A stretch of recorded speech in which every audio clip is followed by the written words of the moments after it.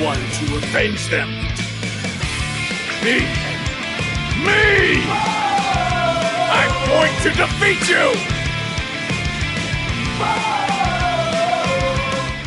Welcome back, everyone, to the shit show that is Zarkator.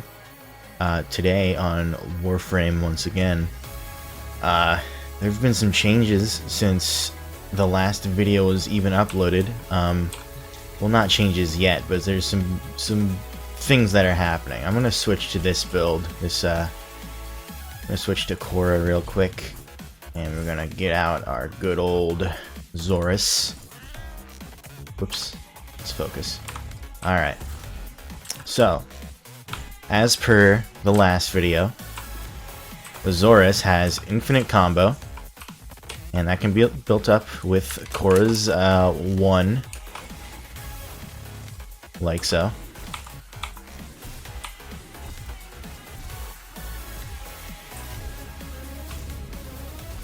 And that's a lot of damage. With that, I got 7 times to my Xoris' multiplier, and that is still infinite.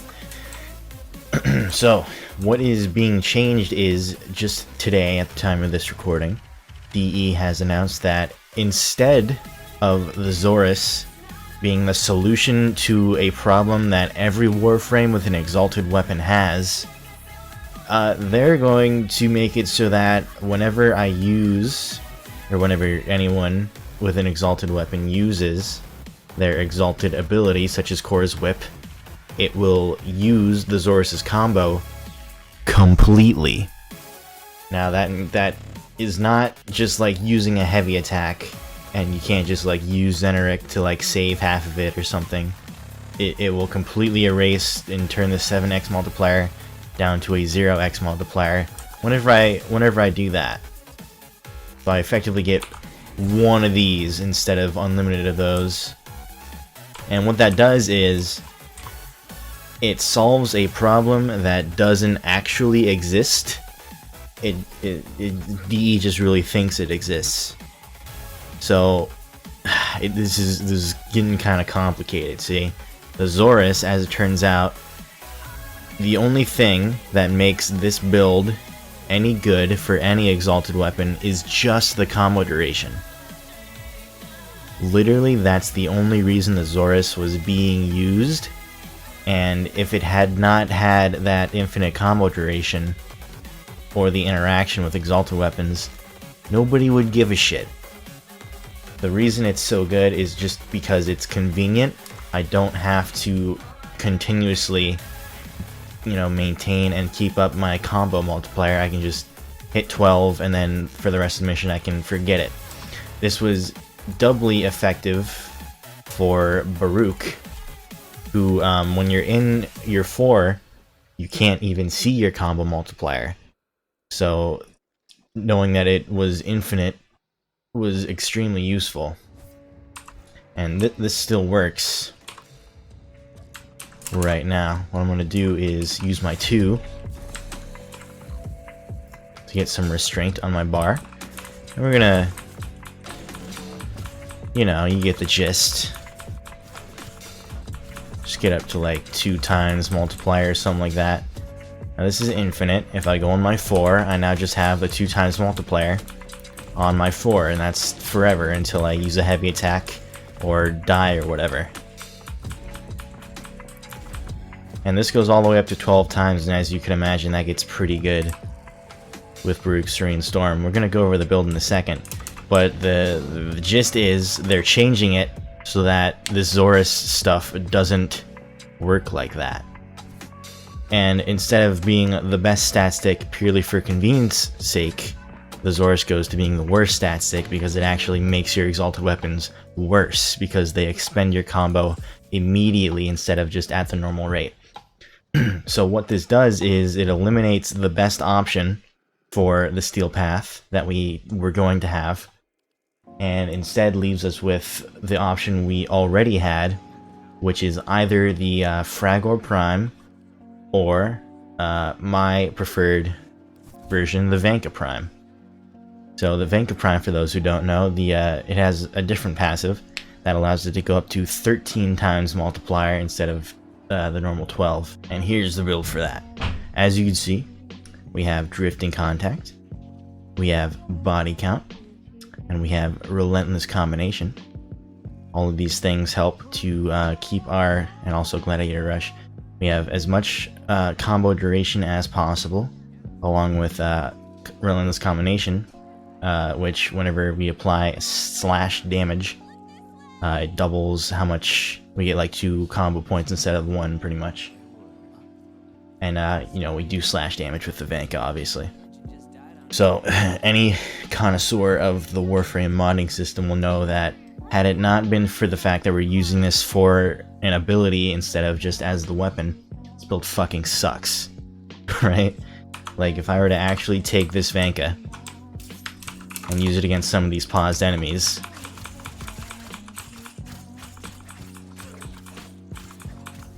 it's kind of shit.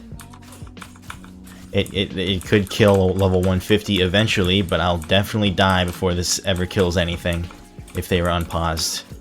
There you go, killed a couple things.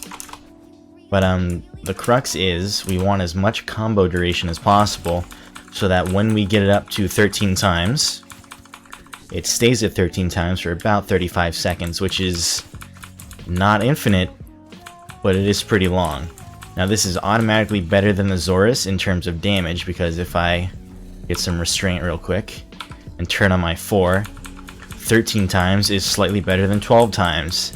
The only difference is that every 20 seconds or so, I have to get out of my 4 and just reset my combo counter to make sure it doesn't fall below the 13.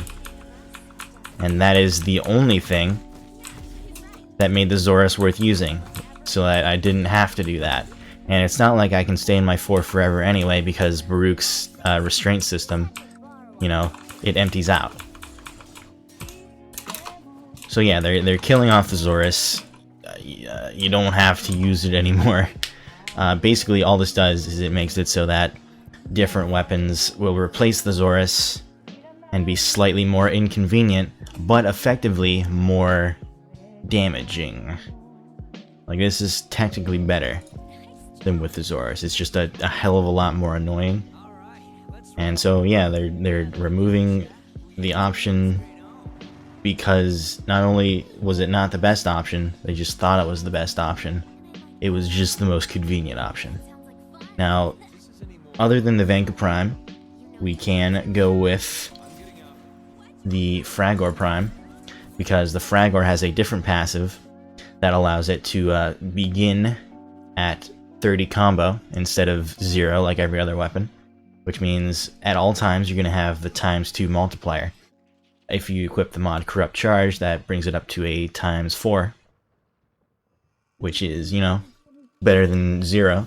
So at this point, you don't have to build up the combo at all to 12.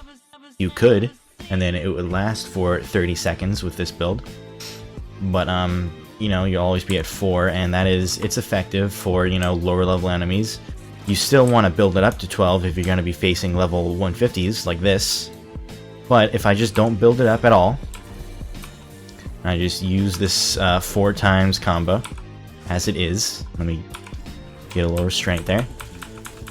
I'm doing a semi-consistent, like half my hits are red crits. And that's pretty good. It's like pretty much already almost as effective as just building up any old weapon to 12 times. Let me just, okay. So yeah, that's just pretty much the state that we're in. Another third option you could do, if you don't want to use the Vanka or the Frag, you could just go with any old weapon. Like, I made a build on my Zaw here, and this Zaw is not good. I have a Riven for it, but you just literally take that off and put on like anything else, like fucking this, I don't care, you know? This, that works, no problem. But yeah, you can turn any weapon into this kind of stat stick with this sort of build. And it's worth noting Exodia's and Zaw stuff doesn't apply, but don't worry about it. Pretty much any weapon that can deal a lot of hits and use quickening to get that combo count chance, and just build up your combo to 12 very quickly, is going to be a good option. So I'm going to switch back to the Frag, or actually, I want to go with the Vanka, just because the 13 times, that's the Tekka. God damn it. Here is our Baruuk build. I only have the one. So, this build kind of relies on having Arcane Energize, at least in higher levels, because you're going to be using your 1, and Baruuk generally doesn't really need to use his 1, but in super high level, where, you know, you might get hit by the odd bullet that would kill you. Even with shield gating, Baruuk is a little bit squishy without his 1. So we're going to equip Arcane Energize so that, you know, we don't have to rely on Zeneric. Arcane Victory is just, I mean, anything going the second slot, really. I just have a full set of Victory. So whenever I kill someone with a headshot, I get 75, or 3 health regeneration a second. Which is okay. So, what we're going to do is we're just going to show off how this works. I'm going to pause these boys. And, yep. Pretty much going to do my hold forward right click combo, because these spins really get you a lot of combo count. I'm already at 13 times. So imagine just doing this in a mission. You get to 13 times with Vanka.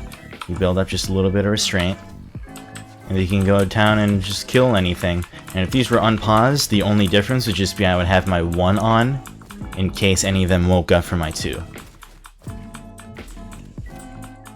And as you can see, this is the same as we would be doing with the Xoris. It's just that after 30 seconds, this will run out and I'll have to build up to 13 times again, assuming that I'm fighting enemies that are of high enough level that that matters. So it's not a big difference. The point is, the general point is, this nerf to the Xoris is unwarranted and based on a false equivalency, and it's stupid, and they should undo it or just not do it, because it hasn't actually come out yet. When the Steel Path drops is when they intend to change this. I should show off the Desert Wind build. Here we go. It's very worth noting. You could put in 2 more Forma to kind of fit in like condition overload and you know, change this around just a little bit, but as you could have seen with what just happened to those level 150s, it's completely not necessary, at least until the Steel Path comes out. If it turns out that you definitely need to optimize the Desert Wind to take on the Steel Path in any capacity, sure, I'll update this build. But as it stands now, this is totally fine for anything in the game. And the important part, obviously, is the Gladiator mod set, which, yeah, like Gladiator Might. So pretty much you want to have all of these somewhere on your build. You can put some of them on your Sentinel. I have some on Helios here. Or actually, he doesn't have a weapon equipped. Should have some on Helios. Yeah, so you put 3 of them on your melee weapon or your Sentinel, and 3 of them on your Warframe. So I have done that. Aegis is not leveled up because I don't want to put a Forma in Baruuk, and it's just a little bit of armor. It's not going to make a difference when you need to rely on your 1 if you're going to die anyway. So it's not a big deal. So anyway, the most important part of this build is Reactive Storm here, which gives me 250% status chance in my 4, and also the damage type will automatically change to whatever enemy's weakness it's hitting. But anyways, Baruuk will survive these Xoris nerfs because we still just have the Vanka, the Fragor, and anything you have a Riven for is still fine. But, you know, either way, it's a stupid change that doesn't need to be made. But you know, Baruuk is still really good. It just requires a lot of investment in terms of having the correct mods and everything. Well, you know, that's Baruuk. I hope they go back on changing the Xoris, because really, the main reason they were changing it was because of what it could do with Korra, and Korra is the one who will get hurt the least from this nerf, because if you use anything other than the Xoris with Korra, her 1 still refreshes the combo counter, unlike Baruuk. So yeah, that's gonna be this video. It's pretty stupid, but I just wanted to show off my Baruuk build. I call it the Mountain Sway. It's pretty cool. I like the crack skin. Anyway, I'll see y'all on the star chart.